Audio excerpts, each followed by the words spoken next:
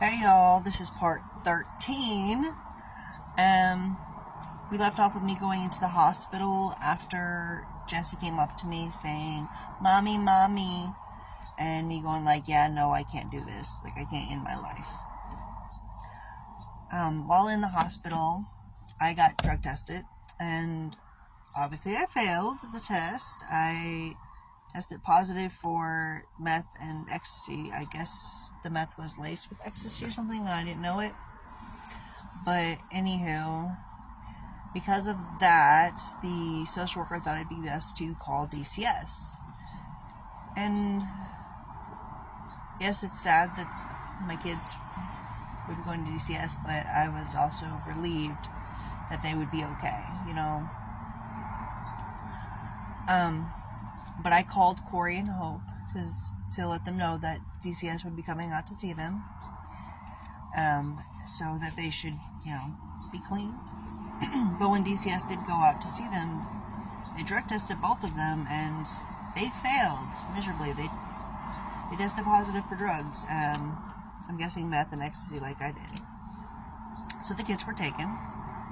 All three of them went to the same foster home. Wonderful woman who is amazing with them. I'll get more into that in a little bit. But when they did get taken, though, Corey called the hospital patient phone and freaked out on me, telling me it was all my fault because I went into the hospital a couple days too early. I should have just waited. Yeah, okay, if I was going to wait it, I would have been dead. But he didn't care about that. He just was in pain, and because his kids were getting taken from him, but kids that he didn't really spend much time with or anything, so I stole their money. Anyhow, I did go back with Corey and Hope, unfortunately, but I did. Let me backtrack a little bit. Yeah, when they made that phone call, I freaked out. I kind of have a blurred memory of what happened. I kind of went right to my room, which was right next to the phones, but I banged my head on the door. They have very thick doors. It was at Skyline Madison in Madison, Tennessee. And I remember trying to grab my sheet or whatever, but the workers were all right there, and they wouldn't let me do anything to harm myself. I just kind of fell after that and just laying on the floor. And I can remember the nurse Belinda's, I think that's her name, Belinda's voice. It was very calming, very soothing. It helped me. I wasn't allowed to be on the phone again for a while, but Corey did eventually call and apologize. And so we kind of made up. And when I got done being at the hospital, I did go back with Corey and Hope. And then from there on, we were at different hotels for a while. We did wind up at one hotel for a long while. And while there, I was in and out of... I went to rehab a couple times at the next door, which is an all-women's rehab in Nashville, Tennessee. Great place.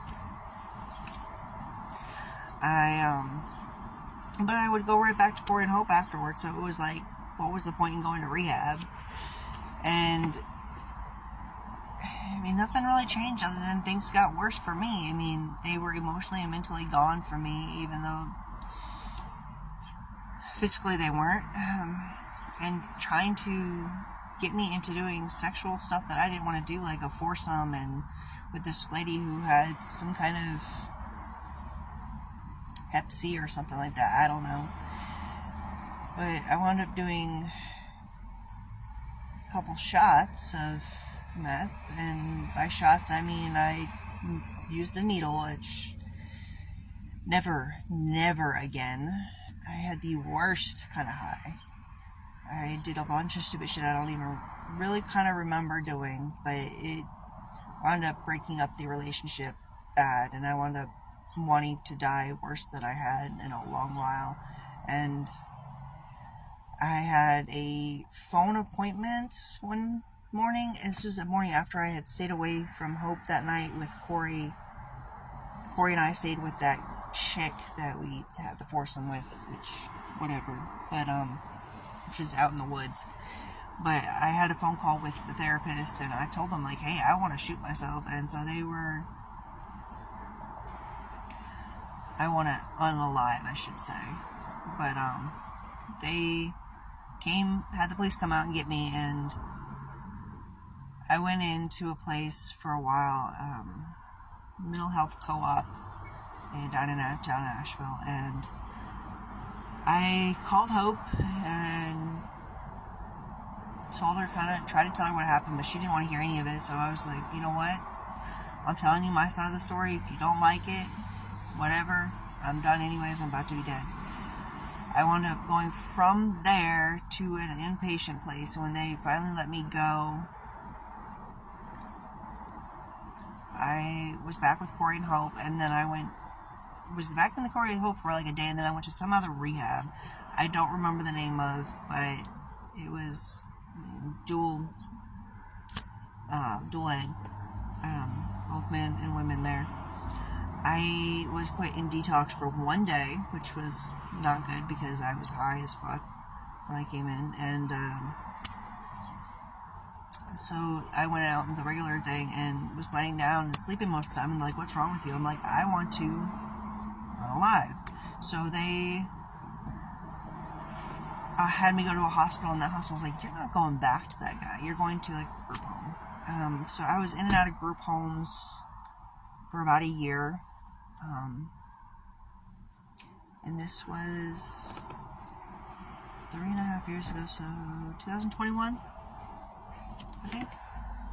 Yeah, 2021, I was in and out of places, and